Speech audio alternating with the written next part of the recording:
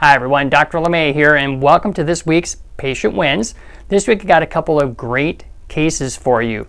The first one is a 45-year-old female who's been suffering for the last 10 plus years with anywhere from moderate to severe anxiety. Well, she's been off her anxiety medication now for a month, and basically she has her anxiety gone. And here's the great thing. She says she's sleeping better at night. Before, she'd be waking up throughout the night. Now she's sleeping through the night and feeling much better.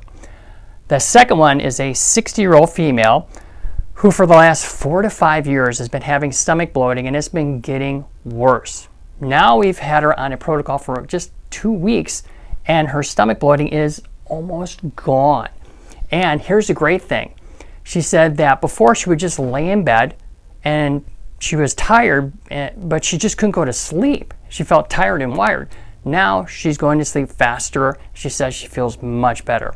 So that's this week's Patient Wins. If you would like to get on the Patient Win board, give our office a call, and we'll see you next time on the Patient Wins.